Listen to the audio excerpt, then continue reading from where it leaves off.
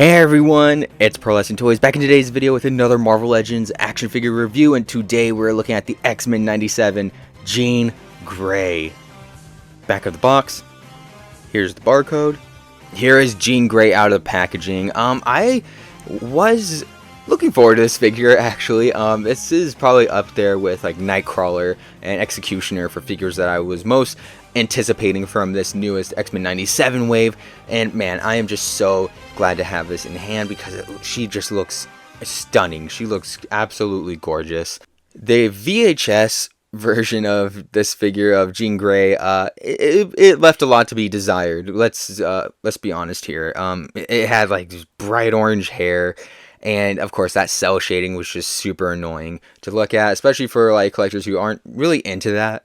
The last one that we got that was proper was this from the Love Triangle 3-pack, and I'll try to do a little comparison between this one and the newer one, see like which one you should get, or if you should even like cop this one if you have that. You know what I mean. A proper comparison. But first, let's take a look at this new Jean Grey, and man, those legs, so many sculpted lines in it. I love that. Of course, pinless knee joints as well. And look, you even see like some creases in her boots. That looks very nice. Ooh, that's also nice. Oh, get it together. And man, I love this big old X symbol right here. It's a lot larger than a lot of the other figures that have the symbol. Like bringing Cyclops and Storm in, you can see like this symbol is a lot bigger than those ones.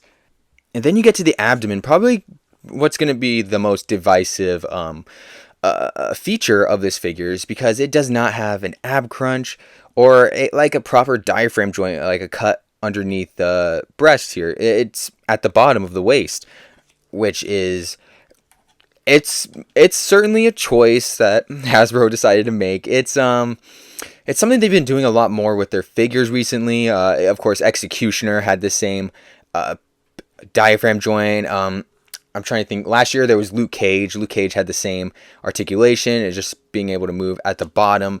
I am still like I'm kind of iffy on it. Because yes, it does allow them to go like a bit like all out with the rest of the abdomen. However, it just like kind of, this is like as far as she could bend forward. Like she's not going to be able to do some cool poses. And the arms, you have some really cool sculpting going on right here. This patch right here is sculpted on. You can see like the dots where it's sewn in. God damn, this dog. Yeah, continuing down the arm, and you get these gauntlet pieces that are uniquely sculpted as well. They have those lines in them. And yeah, the hands aren't. Is that sculpted on? No, that's just paint. But yeah, continuing on, we get to the head sculpt, and my God, it's beautiful. She just looks absolutely stunning here. I love that digital face printing. It did wonders. And she's not like too expressive, but like it looks great nonetheless. And she has that little mask going around. My diamond's a little off center, but I'm alright with that. Now, the hair is very animated. It certainly isn't like on the same level as that Love Triangle 3-pack head sculpt hair, at least. Yeah, you can see this one looks a bit more realistic, whereas this one is definitely like animated. But I don't know, it kind of works for me. I can't really explain it. I think just the brightness, the red, it kind of like hides that animated look a lot better than, let's say, Cyclops. Let's bring him in. Because Cyclops, it just looks like they it kind of looks like they just like scooped up some poop off the street and just plopped it on his head. So for accessory, she comes with this ponytail head sculpt. She also comes with this head sculpt with her hair down, and it just looks absolutely beautiful. This is, yeah, again, I don't seem to have a problem with this like I did with the Cyclops figure. It looks very nice here, and especially as it just going straight. It's not as like big and cumbersome as the Love Triangle 3-pack head, which I'll show off in a second. Yeah, just beautiful. I can see now why Wolverine Just couldn't let it go. Like, bro, come on. She's married. Just move on. You gotta move on, dude. She also comes with a fisted hand and a hand that's meant to, go on her head when she's using her psionic abilities. Look at that. Looks pretty cool. And 2 open hands, which I want to say are brand new because I've never seen any other figure with these specific ones. They look very, very nice. Look at that. They're all... It looks a lot more realistic, but like still animated at the same time. Very nice. Also have paint on the back right there. Now, the question is, do you want to upgrade or do you want to replace your old one if you have the love triangle? Let's see. Yeah, here's a side-by-side comparison of these 2 figures next to each other.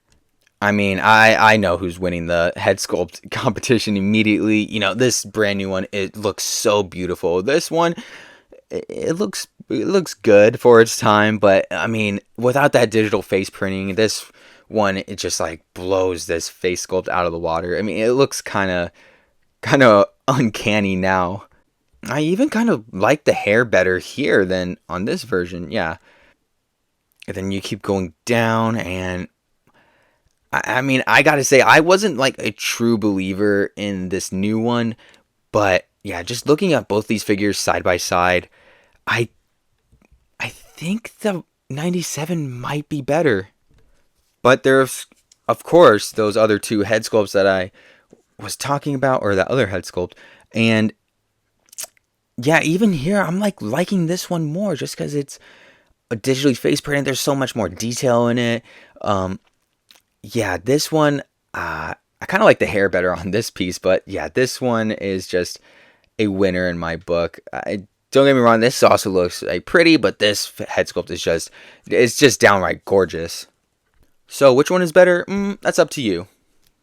Let me know what you all think in the comments.